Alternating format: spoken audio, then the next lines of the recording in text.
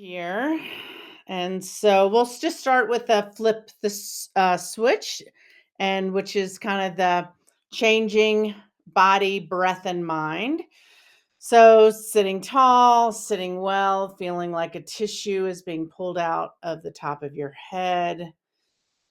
Close your eyes or find a soft point of focus. So it's chest up, chin level, breathing in through the nose, deep into the belly, expanding the rib cage, and then let the exhale be a longer exhale out, like you're blowing out a candle. That's comfortable.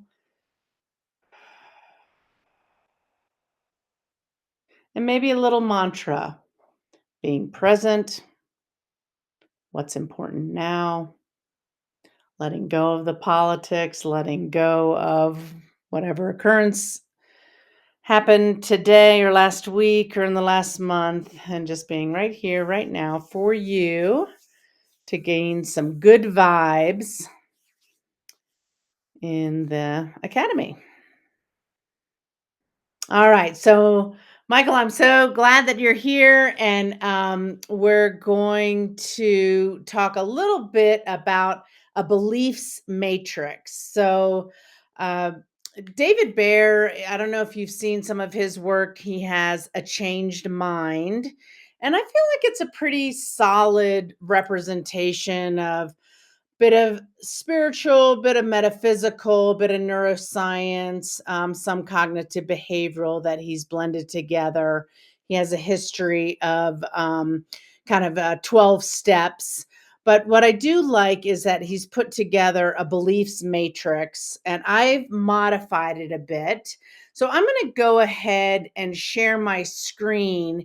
And as I think about, and as we think about the upcoming holidays, that can be a source of real joy for people, but it can be sprinkled with some stress here and there, depending on family context, but certainly just being out and about with shoppers and people hurrying around and trying to get to the various holiday season parties and sort of somewhat mentally shutting down that it's towards the end of the year and they just want to get to the end and maybe not performing optimally and bringing the best version of of themselves. I put together kind of a beliefs matrix that could be beneficial here. So are you seeing that? Okay. Yep. Okay, perfect. So it's really thinking about beliefs as decisions. Sometimes we are operating on old beliefs that we inherited in childhood based on what somebody told us or how they modeled how the world was, and we just picked it up because maybe we didn't know any better as a child. And Mm. this has really formulated our actions, our thoughts, our emotions. And so Albert Einstein, pretty smart guy, says that one of the most important decisions that we can ever make is whether we believe in a friendly or a hostile universe. And I can say right now, the news is kind of focused on that hostile universe. So, how do we want to be in that environment? So, basically, there's sort of 7 steps that I've outlined, and I'll just kind of scroll down so you can see that it's outlaid for one to download the matrix and have their own worksheet. So it's first starts with what do we really want? What writing down our wildly important goals, and we all have them. We're teleological beings. We all have something that we want to get maybe a little bit better at, or something we're looking forward to in the future. This is just the way kind of humans work, and that's why we've progressed in the way we've progressed. So it could be in health or in happiness or relationships, or maybe it's financial or work or school or spiritual or something that you want to connect with. So we're going to focus on the holiday season for this one and how we want to be kind of with ourselves and in relationship. But then we're going to look at kind of our resistant, the decisions that we've already made about how things are. And that's kind of our past self, things that we've learned, our thoughts and emotions. It's really hard to say which one comes first. I think they feed each other. But basically, we have some beliefs on why we don't currently have this or can't have this goal? Is it because of other people? Is it because of, certain blocks or what we learned about that domain on what's possible or not possible? So we'll take a look at that. And then because of those thoughts and emotions, there's certain behaviors that we engage in because we have those thoughts and emotions. So those are the things that of course kind of keep us stuck, and we reinforce those thoughts and emotions with our behaviors, which gets our same results, which reinforce our belief. So we want to consider, what are our thoughts and beliefs that if we have already achieved it, what would we be thinking? What would be our emotions? How would we think about these certain situations? So that's kind of our future self, as if we've already achieved whatever that wildly important goal is. So we're going to kind of take a look at that. And then here's the probably most important step, is we're going to find the evidence for our new decision. So, as if this has already happened, we can actually find evidence that this new belief is true. We've thought it not to be true, for example, but we can find actually evidence of, actually, if I don't think people are trustworthy, that's been a belief for a long time, as an example. I'm not saying for me, but people have that belief. Then you say, well, actually, I've had a number of people that have been trustworthy and that have helped me. But underneath it, we kind of think, oh, well, people aren't to be trusted or people are disappointing. And we take it globally, and actually, we can come up with some specific examples on why this new belief is already true.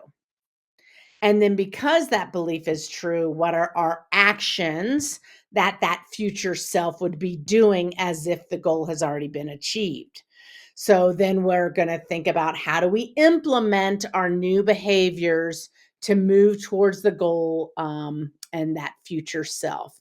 And then I'm going to give you a couple strategy or a couple of practices to catch yourself when that old self belief or those behaviors get triggered, and what we can do to redirect. So the practices being, for example, when I'm feeling uncomfortable, like somebody cut me off, or people are rushing around, or people are being a little bit rude in the grocery store, as an example, and you're kind of feeling that tension, what is the behind the thought of that uncomfortable feeling? So noticing that it's the thought that's making you uncomfortable, not necessarily the situation itself. Because if you had a different thought, maybe it wouldn't throw you off. Then there's the awareness alarm, setting an alarm a couple times a day. Hey, when are my thoughts serving me? How have they helped me? And when have they hindered me? And just beginning to be aware, so we're not letting unconscious beliefs run the show. And then finally, kind of the lie detector, asking yourself, whatever your thoughts that you're having, whatever emotions that you're noticing when there's tension or uncomfortable, you're in a state of discomfort, or there's uncertainty, can you ask yourself, is that really true? So you can begin to challenge those feelings. So, a quick little visual of that: we start with our beliefs and decisions, they drive our thoughts. They trigger emotions that which trigger our actions, which then either reinforce our current beliefs, or as we come up with new decision, it reinforces our new decision. So I'm going to just kind of stop for a second and just kind of check in. I imagine that's all making sense to you. You probably heard it 1,000 times. Any Uh, any reaction to it? I mean, it makes a lot of sense. Yeah, I guess the one question about the challenge in number 5, if I have trouble finding evidence in the past that would justify the future beliefs that in a future self that I can really do this. And so I could see the consultant, although that'd be work that I would have to do that, but it would challenge you in terms of, there's got to be stuff there that will show examples of how you can be successful, and let's focus on those and so on. Um, so I could see that being for some individuals, or for some of the goals that people will identify. You had in number one, 3 identify 3 of the goals. So for some of them, people could say, I'm not really seeing anything. Said, well, let's look a little closer. I think we can find something. So, um, but that's a nice, yeah. You'd like a little challenge. You don't want it to just go bing, bing, bing like that, right? Oh, yeah, yeah, of course. Yeah, I absolutely agree with you. And sometimes people really want to hold on to whatever those beliefs are. And if we can get them to relax, that's why these two things are paired together. Flip your switch, get into a relaxed state using maybe some of that Jack Cornfield Buddhist wisdom of you can know. Just relax and see if what bubbles up. Don't try to think of an answer, but see if you can come up with why a new belief could be true. And then I imagine that someone could find up, oh, yes, there was an example, there was a time, there is this person. And then once they kind of get the ball rolling, it might help. Does Yeah. any of the stuff in RABT um, sort of underlie this or help or so on? Yeah, Yeah. I mean, of course, rational emotive behavioral therapy is good stuff, and I yeah, I think this absolutely applies in this situation. I think um, And the did irrational something come beliefs. up for you when you thought about that? Were you Well, thinking the about irrational beliefs something else? sort of popped up a little bit, and then I just,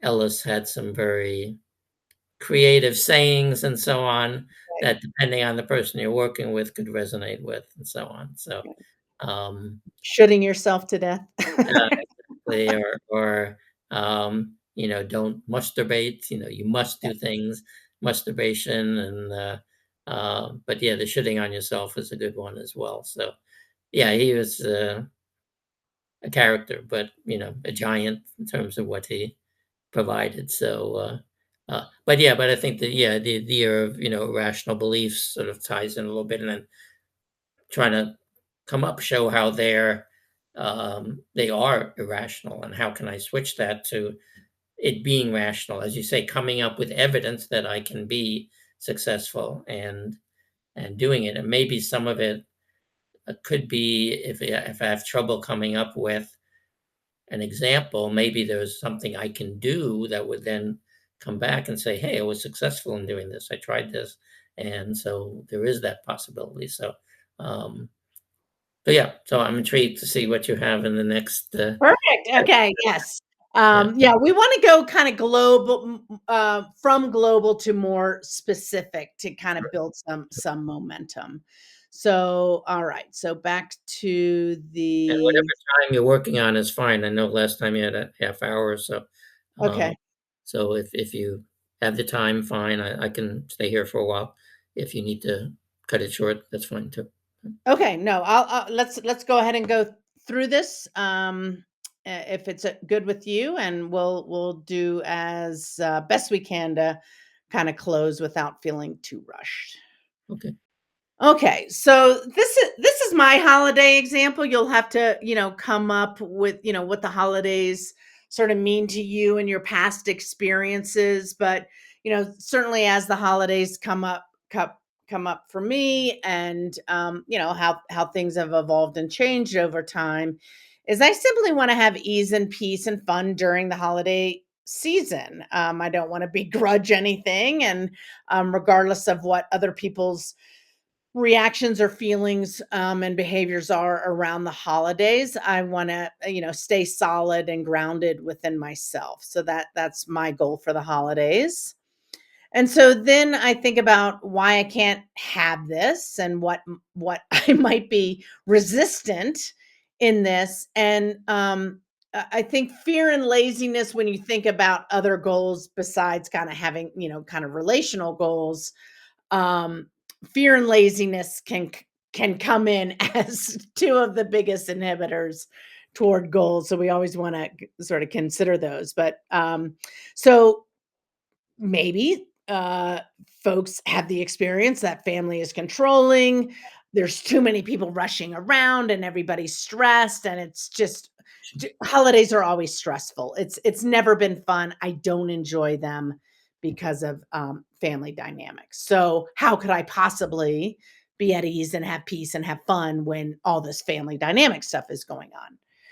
So we look at then, well, what happens when I have those beliefs? I sigh and I roll my eyes and I say, "See, it always happens this way. They're just behaving in their same ways." Or I don't even want to shop for gifts. I leave everything to the last minute because, who wants to go out there and fight the crowds?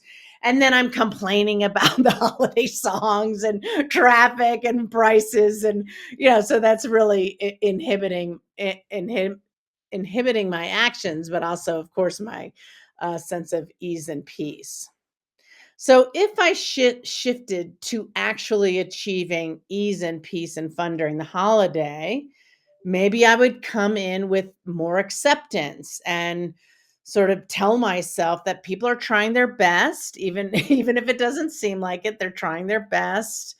And I'm grateful that I have a plan for this, that I have my intentions, and I get to choose my response. And I also tell myself, look, I can't control other people's reactions or behaviors, so I'm not going to react to their reactions. I can only impact my own. And that alone, that sense of acceptance and the sense that I have a plan, can be a relief. Sure, So absolutely. then, yep. Any reaction to that? Oh, absolutely. Yeah, I think that's a key. You get to choose your response, and you can't control the other people, and you accept. Um, if they would like to change their system, they can go through this process as well. Maybe they're happy with being controlling and being stressed and so on, but probably not. But at least in this instance here, you've got to deal with your response and not worry about trying to control other people because you can't do that. So, Yeah, I yeah, think I think you're on getting target there. Yeah, yeah, you'll get real frustrated trying to control other people's absolutely, reactions. That's right. absolutely. So then our future self wants to find that evidence of these new beliefs, that I can accept people as they are, and I can choose my own response.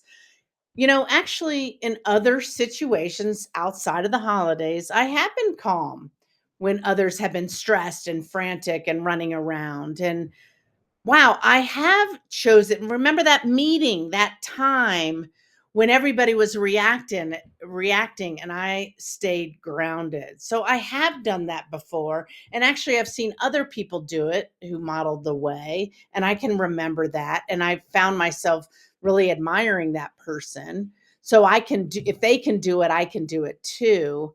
And when I've decided to have fun in advance, it actually worked. I remember that time when I was in South Africa with my whole, you know, US team, and we decided we were going to be the happy van. I remember that. And every time it looked like we are going to have a little conflict, we all showed the H sign in a sign language to each other to remember that we're going to be the happy van. And we had the best day, and the two other vans did not. So I can remember that when I decide in advance to have fun. I've done that before. So then my new behaviors, just to get some momentum in the next 7 days, will be to practice. I'm going to pause and literally 10 seconds, apparently in science has been shown that it's not 9 seconds and it's not 11 seconds, but 10 seconds on average before responding is the magic number. So I can just be within myself, and 10 seconds isn't that long. And then I can make a optimal response.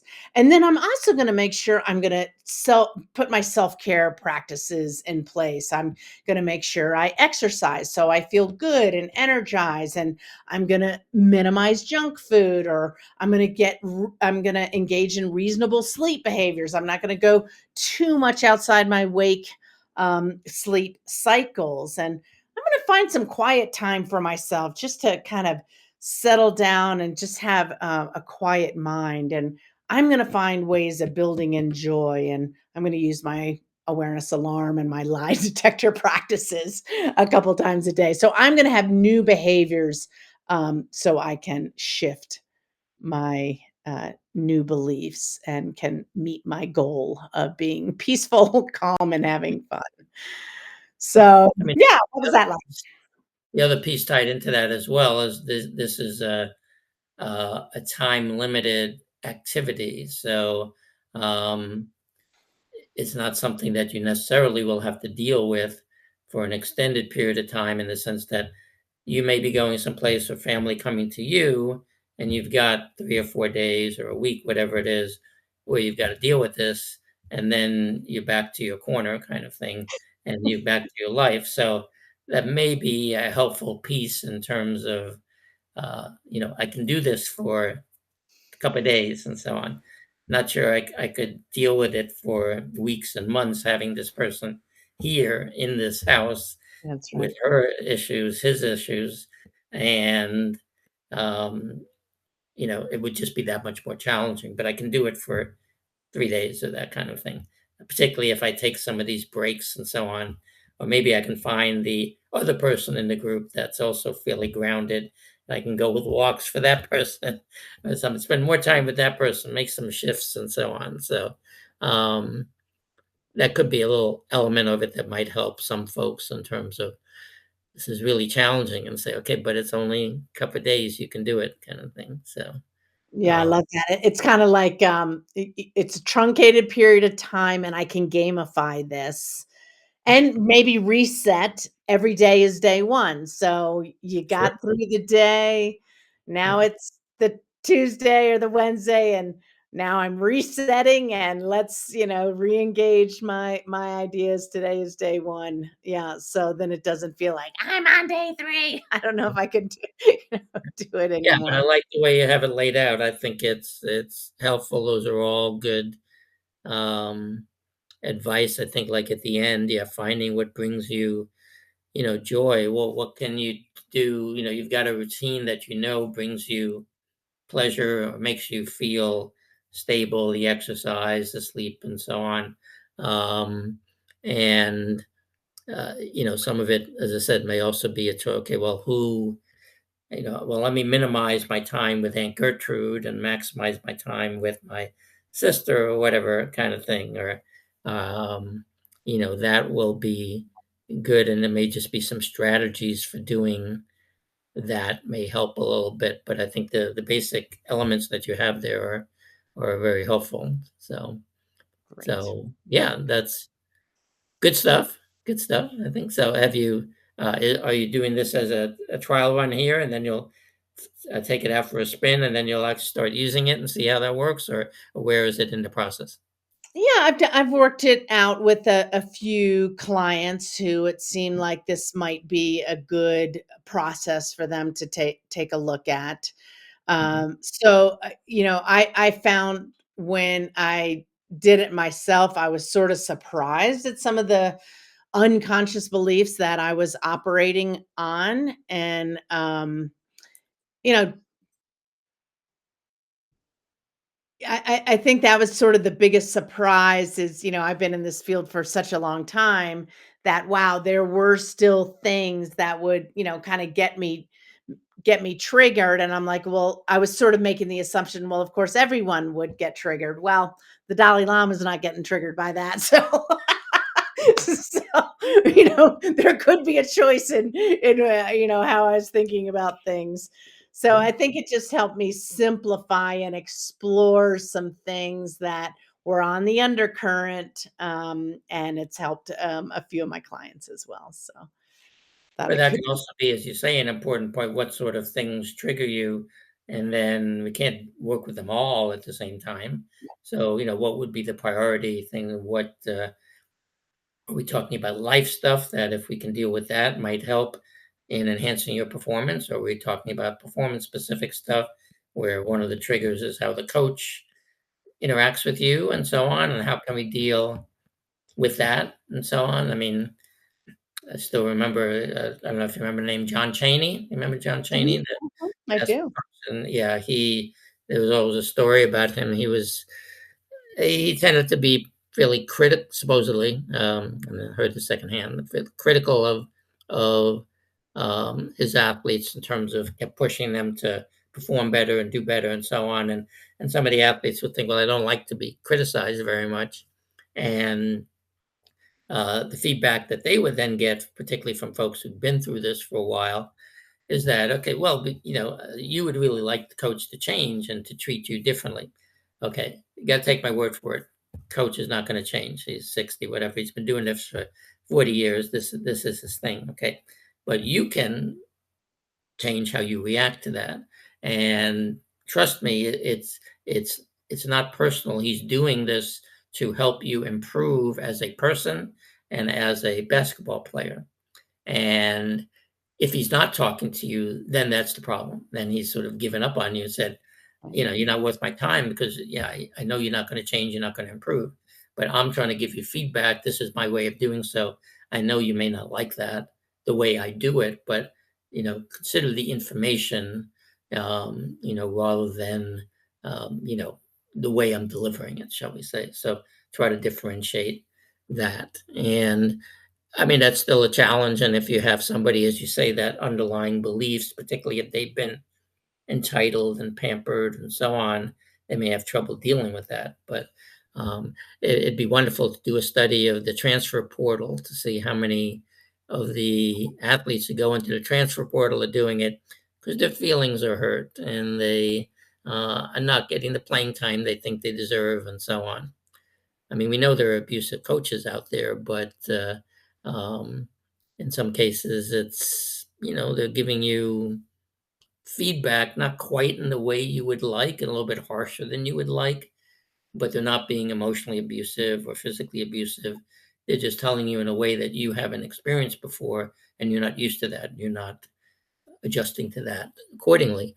You can try to transfer someplace else, but you may run into the same kind of issue. So maybe that You may be bring you just with you. something as well. Yeah, Yeah, yeah, yeah.